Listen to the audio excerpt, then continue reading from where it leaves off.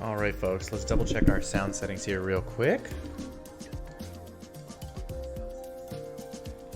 Oh yeah, we are rocking and rolling, no problem. Hope everyone's doing well tonight. It has been a busy post-chemo day for me. Mel has actually been doing pretty well. She had chemotherapy yesterday, and today she didn't really need that much help, so just kind of did my own thing, which was good because I needed a lot of sleep apparently. I have not been feeling the greatest. Give me 1 second to turn on my light so that I'm not just completely backlit.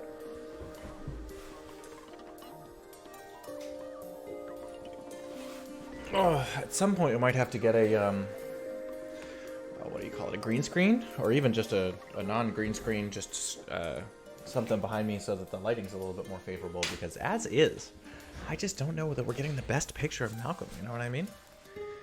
Got the bomber jacket going today, so at least that's going for us, and, well, at least we have a towel here.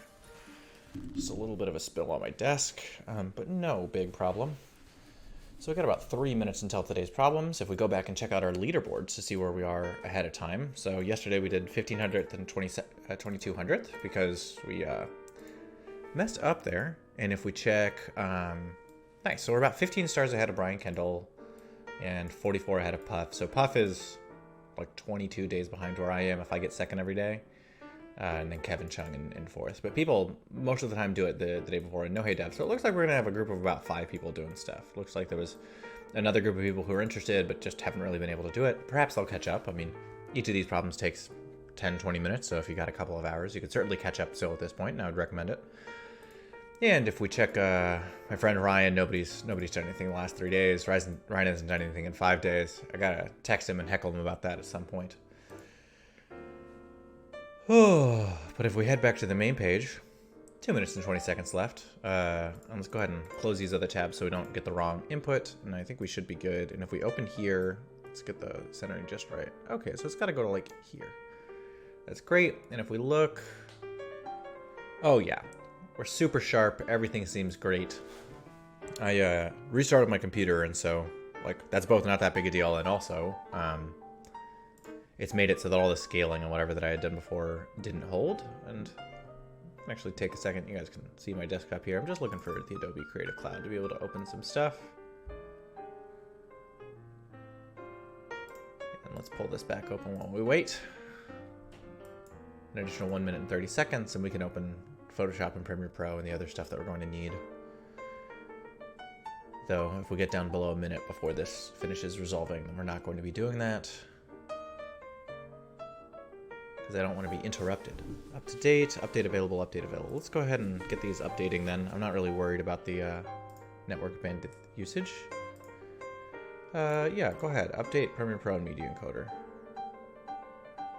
And just keep doing what you're doing there. And if I go over here and check, yeah, we're doing fine there. In fact, if we go to performance and we go to Ethernet, okay, so it's receiving fairly quickly. On this Premiere Pro update, we're receiving it at 11 megabits per second, 13 megabits per second, something like that.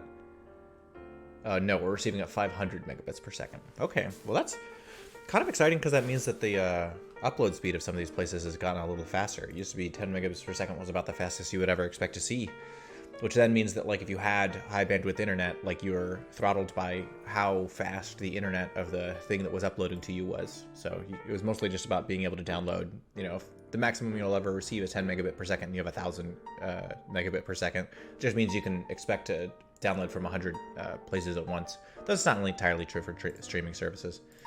Anyways, about 14 seconds left. Let's lock in here and get going. Oh, and I see Hammy's here. We're doing competitive programming today, Hammy. Advent of code. Not trying to go super fast, though. Just trying to have some fun solving the problems. Day 10, cathode ray tube. To avoid the ropes, plunge into the river and swim to shore. You avoid the ropes, plunge into the river and swim to shore. The elves yell something about meeting back up with them upriver, but the river is too loud to tell exactly what they're saying. They finish crossing the bridge and disappear from view. Situations like this must be why the elves prioritized getting the communication system on your handheld device working. You pull it out of your pack, but the amount of water slowly draining from a big crack in its screen tells you this probably won't be of much immediate use. Unless, that is, you can design a replacement for the device's video system. It seems to be some kind of cathode ray tube screen and simple CPU that are both driven by a precise clock circuit. The clock circuit ticks at a constant rate. Each tick is called a cycle. Start by figuring out the signals being sent by the CPU. The CPU has a single register X, which starts with the value 1. It supports only 2 instructions. Add X V takes 2 cycles to complete. After 2 cycles, the X register is increased by the value V. V can be negative. No op takes 1 cycle to complete, has no other effect. The CPU uses these instructions to program your puzzle input to, somehow, tell the screen what to draw. Consider the following small program. No op, add x3, add x5. The execution of the program proceeds as the following. At the start of the first loop, no op instruction begins execution. During the first cycle, x is 1. After the first cycle, the no op instruction finishes execution doing nothing. At the start of the second cycle, the add x3 instruction begins execution. During the second cycle, x is still 1. Sorry, trying to fix the audio here.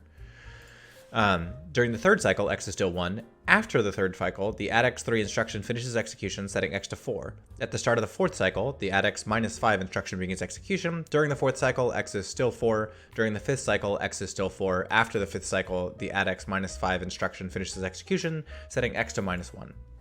Maybe you can learn something by looking at the value of the X register throughout execution. For now, consider the signal strength, the cycle number multiplied by the value of the X register during the 20th cycle, every 40 cycles after that. That is the 20th, 60th, 100th, 140th, 180th, 220th cycles. For example, consider this larger problem.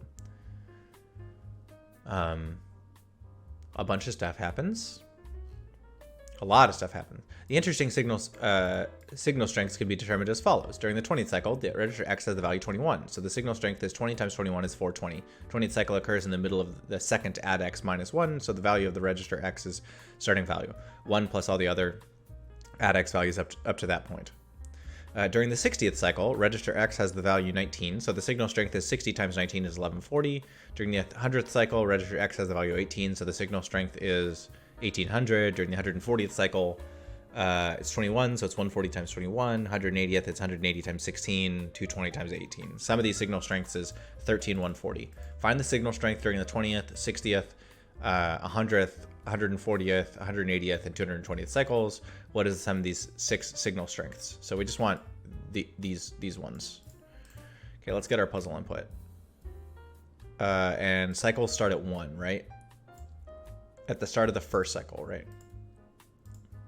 And we count signal strength during the 20th cycle. Okay, so we've got our test data. What we want to do is we want 2 variables, right? We want int x equals 1. That's where it starts. Int cycle count equals 0, right? And then while scanner dot has next line, string line equals scanner dot next line, and then the instructions are either add x number or no op. So then string command equals line dot split on space if command 0 dot equals no op. I want to do something else, and this case is for add x. So if this is this, then we want cycle count. So we want like the cycle count that we're like about to be, right? So 1 plus equals 1. Otherwise, and then we want to like do some check here. Let's write some function check and emit if necessary. And this is going to, well, yeah. Now we want int important signal strengths equals new int. Oh, we want this to be of length what, 6th? Because it's 20. Yes, 6. So what this would need to take in is the current cycle count.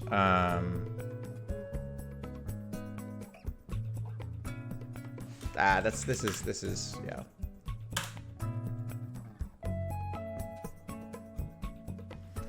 So let's actually write a little helper function, private static int push index to record in, and we want that to take in the int cycle count and the int x. This is actually going to do void log signal strength if necessary int x and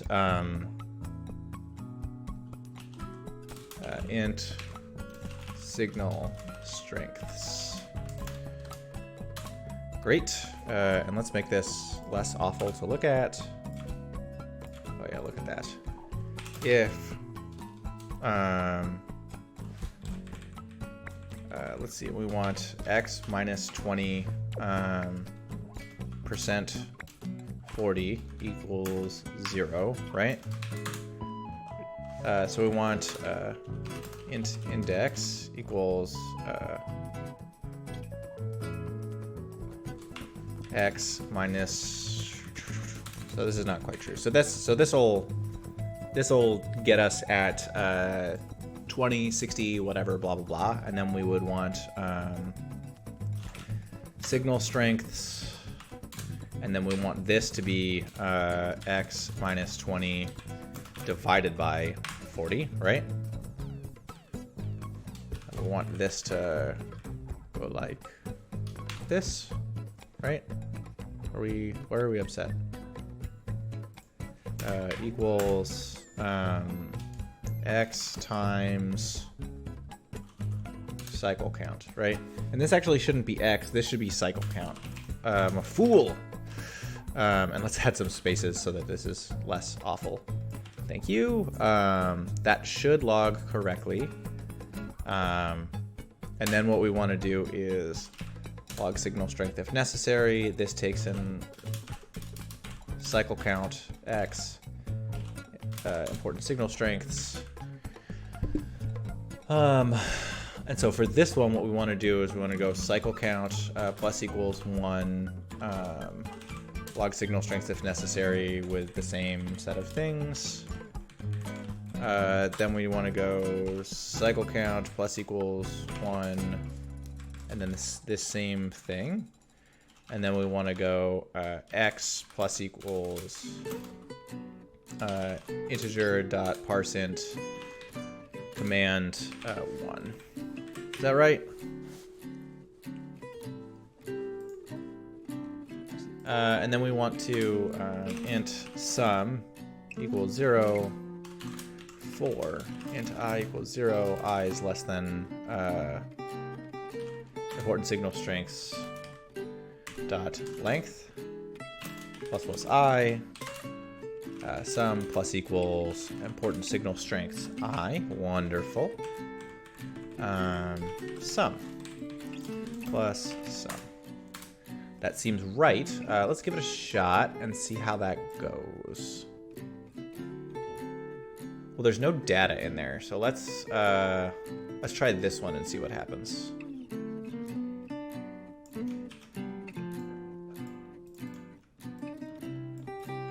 What is advent of code? Great question. I believe that this oh, nope, that command doesn't work. Okay, if you go to adventofcode.com, there's a little bit of an explanation. 14300. Crap, it's not the right thing. So let's debug. So let's debug right here and see what we get out of important signal strengths. It doesn't, yeah, it's not showing the thing, but if you go to that website, it'll explain it. Basically, it's a daily, like every day, a new problem comes out. 420, 1140, 1700, 4200, 2880, 3960. I think I must be off by just a little bit. Like maybe this, yeah, what's wrong here? Okay. So let's, if this thing So let's go into here and see if we can debug. So stop and rerun. So cycle count is 20, X is 21. Is that right? Yeah. And that's because 1, 2, 3, 4, 5, 6, 7, 8, 9. We're like in the middle of this add X minus 1. So let's see. For the values we're off by, so let's play and get here again. Cycle count is 60, X is 19. That seems fine. And if we step up and out, that's because the command we're in is a no-op. That's fine. Yeah, absolutely, Justin. I can explain more in just a second. I'm just trying to debug. Yeah, it's basically they give you programming problems every evening, and you race to do them. And I don't usually care about being particularly quick, but I know that I've got the answer right here, and I think I just have an off by 1 issue.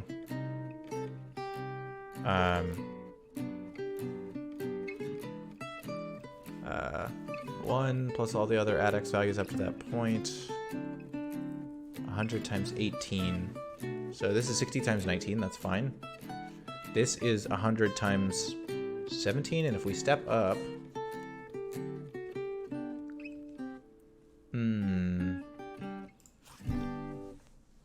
Okay, so I think this just has to go here, and I think we'll be okay. So let's stop and rerun and see if we get the same answer as what's here. 13,140. It is correct. All right, now let's try it on our input. I think we just had an off by 1 error there. Okay. Run for me, baby. 12,540. That seems suspiciously small. Right answer. All right, we did it. On to part 2. It seems like the X register controls the horizontal position of a sprite. Specifically, the sprite is 3 pixels wide, and the X register sets the horizontal position of the middle of that sprite. In this system, there is no such thing as a vertical position. If the sprite's horizontal position puts its pixels where the CRT is currently drawing, then those pixels will be drawn. You count the pixels on the CRT, 40 wide and 6 high. The CRT screen draws the top row of pixels left to right, then the row below that, and so on. The leftmost pixel in each row is in the position 0, and the rightmost pixel in each row is in the position 39. Like the CPU, the CRT is tied closely to the clock circuit. The CRT draws a single pixel during each cycle, representing each pixel on the screen as a hash. Here, drawing the cycles during the first and last pixel in each row are drawn. So it's here to 240. Got it. So by carefully timing the CPU instructions in the CRT drawing operations, you should be able to determine if the sprite is visible the instant each pixel is drawn. The sprite is positioned such that one of its 3 pixels is in the position of the currently being drawn. The screen produces a lit pixel, otherwise it leaves the pixel dark. Got it. And the first few pixels of the larger example are drawn as follows. So start cycle 1, begin executing addx 15, CRT draws pixel in position 0, current row this. CRT draws this, finish executing add 15, we're now over here. Begin executing addx minus 11, CRT draws position pixel 2, so now the CRT is here. Then it goes here, it adds over here, so the things are here. So basically we want to see if the pixel that we're currently drawing lines up during cycle 9, cycle 10, etc., etc.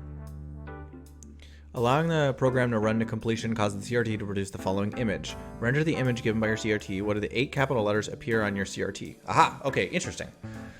So let's go back to this, and we're going to copy the same stuff, except we don't have to care about... and I went through the system.out. So we don't have to care about this log signal strength if necessary. We just want to do the computation, and then we're going to draw as we go. Bam. Okay, beautiful. All right. Appreciate that, Justin. Hope you have a good night. Sorry I didn't have more time to engage with you here. just trying to get through the problem. I'm a little competitive with my coworkers, but I hope you have a good night. Okay, so we got the cycle count, we got X, we're doing great there. We actually don't care about the important signal strengths. We actually don't care about drawing here either. Actually, just after every cycle, we care about drawing. So now we instead want a private static void draw pixel if necessary. And now we have int cycle count, which should still be the case, int x. I think that's it. So Let's see. CRT draw the during cycle 21. CRT draws the pixel in position 20. So there's cycle 1 to cycle 40. Got it. Okay. And now we want to do draw pixel if necessary, cycle count X. So, and we're going to take this same thing and put it here and then here. Wonderful. So,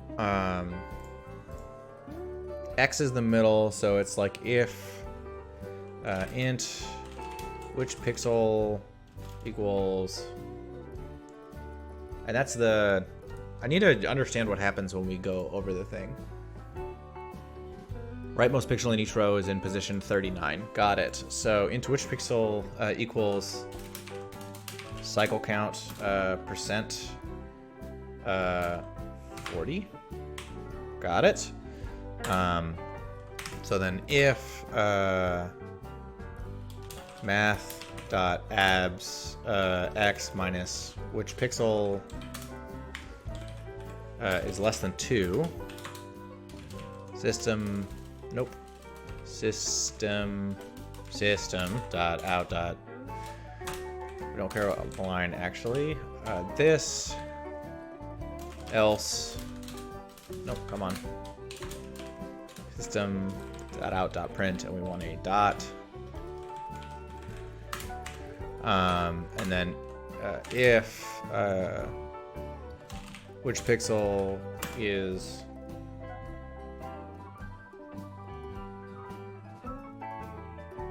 .39, then we want to system.out.println. Wonderful. And so now if we do that, first of all, let's just run it and see what comes out. And if it doesn't look like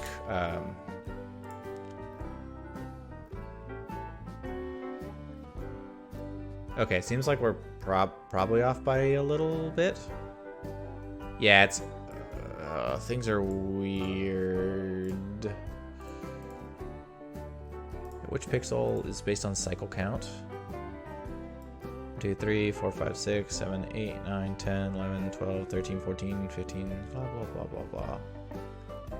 This is only 38 characters. Why?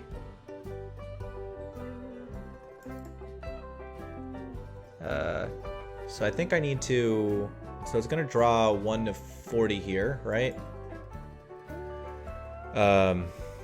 Oh, is this like a clock cycle versus like pixel thing? So position 0, CRT draws those. So let's see.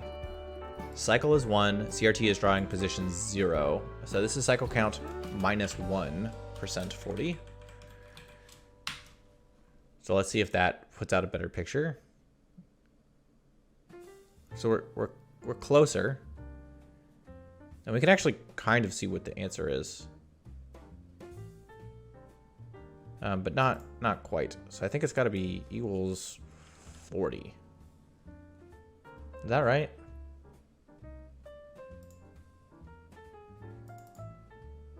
And if I make this 0, it's just going to print the first one first, right?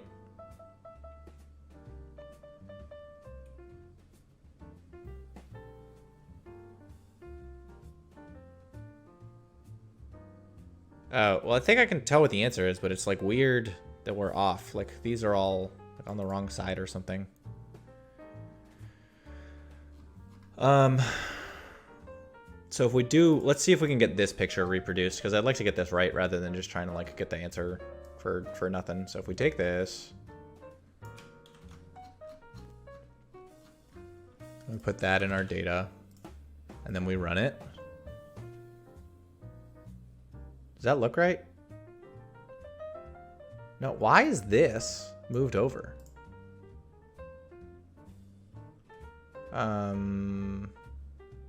Yeah, we have an off by 1 error somewhere. We need to be able to draw 40 pixels. So we're going to start at 0. We're going to get to 39. Because then when we've done, yeah, this should just be this. So we do this. Now is it right? No, it's still wrong. So math.abs x minus which pixel.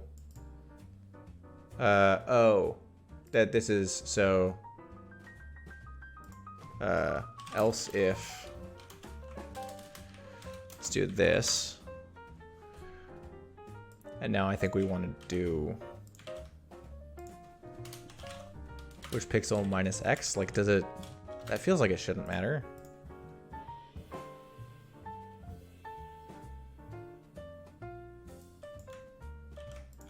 Yeah, this doesn't seem like it should change anything.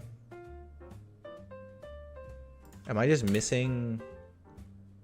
Yeah, that doesn't change anything at all. That's good. It's giving me some faith there. Am I like missing a place where it should be drawing a pixel?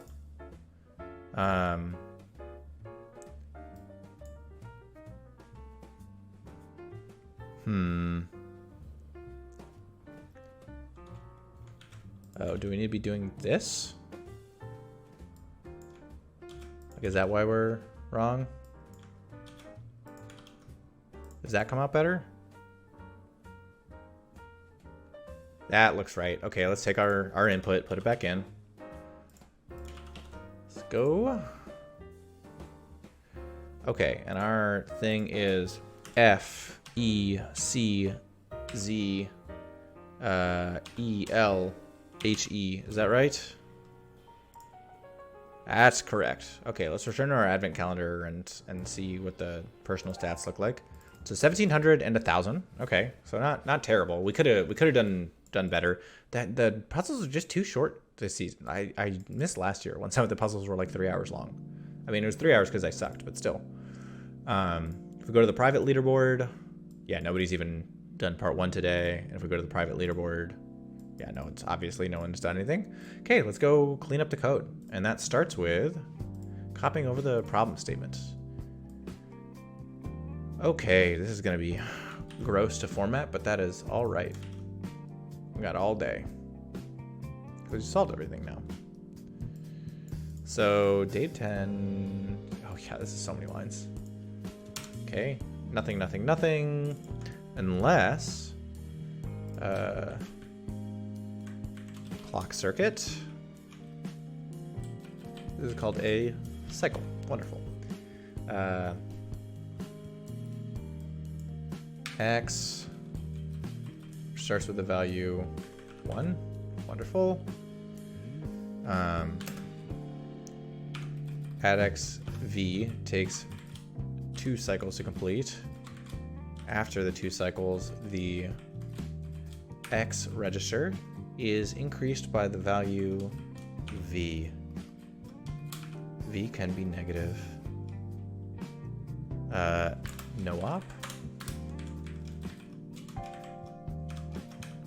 Takes 1 cycle to complete. It has no other effect. CPU uses the instructions to tell you what to draw. Consider the small program. And we want this in front of that. Execution of this problem reads as follows. Let's add in this.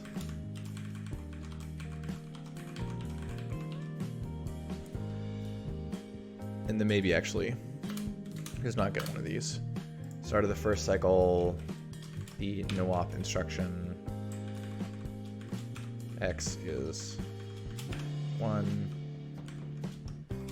X is 1. After the first cycle, the no op instruction finishes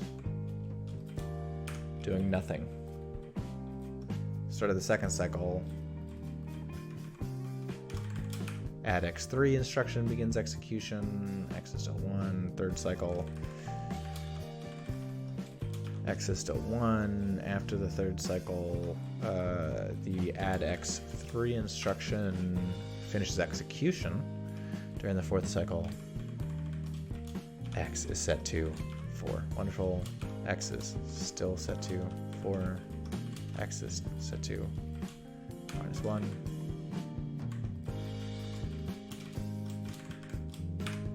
X -5. Fifth cycle, X is still 4. Sixth cycle, the add X -5 instruction. Okay, wonderful. For now, consider the signal strength. Cycle number multiplied by the value of X. During the 20th and every 40 cycles, that is the 20th, 60th, whatever cycles. This larger program Now we just go down for a while. Oh yeah, nothing to do here. We just let that run. Beautiful. Okay.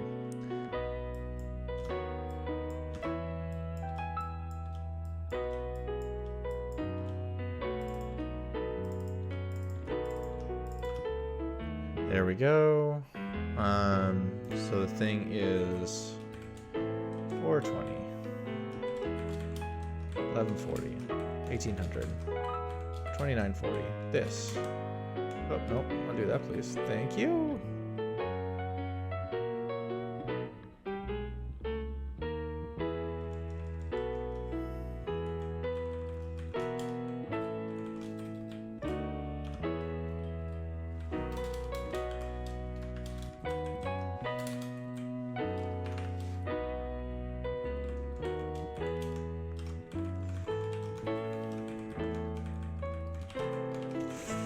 Trying to make all this formatting look just right.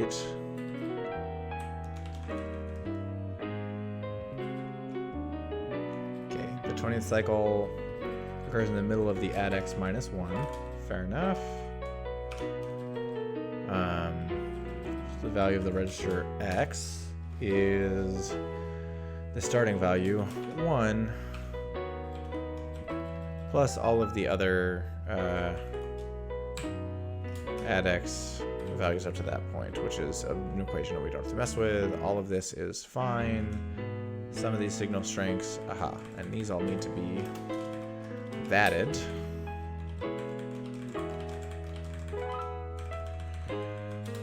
Boom. Ah. Okay. Blah, blah, blah. What is the sum of these signal strengths? Your answer to the first part was this. Wonderful. Part 2. Seems like the X register controls the horizontal position of a sprite. We're looking for the word middle. Middle of that sprite. And let's scroll up just a little bit so you guys can see a little better. System blah blah blah. Count the CRT 40 wide, 6 high. Go to the end because we need 39 and 0. Wonderful. Like the CPU, CRT draws a single pixel during each cycle. Wonderful. Representing screen here as a hash symbol. Here are the cycles during the first and last pixel in each row are drawn.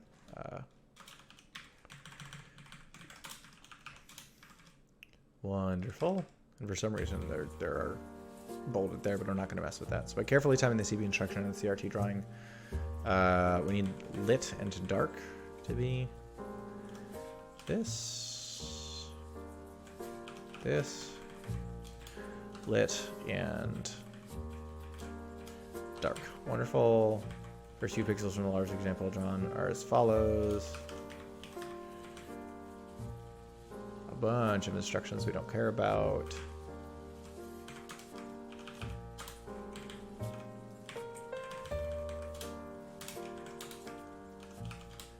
Lovely. All of this. What 8 capital letters appear in your CRT? Your answer was this. You completed both parts. Wonderful. Okay, let's go back and comment a little bit, and then we're good. I don't know that there's that much. Here, we'll just add a little function comment to this. On cycle counts 20, 60, 100, etc. Logs.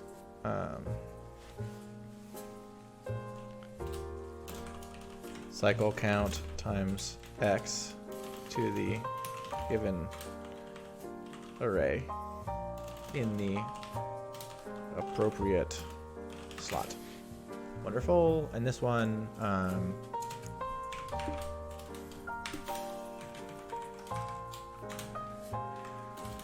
figures.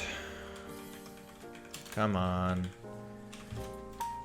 figures out which pixel is to be drawn, then determines if the sprite is within the window to light up that pixel or not. Okay, wonderful, wonderful, wonderful. Yeah, I think we're pretty much good there. Which takes 2 cycles. Wonderful. Up. Takes 1 cycle. And let's copy these down to this other one, off, which takes 1 cycle, and add X, which takes 2 cycles.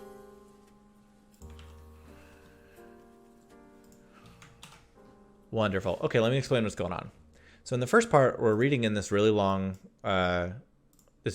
set of instructions, and what we're trying to do is we're trying to simulate what a CPU is doing as it's writing to the screen. So we have the count of the cycle that we're on, and then some variable which can go up and down.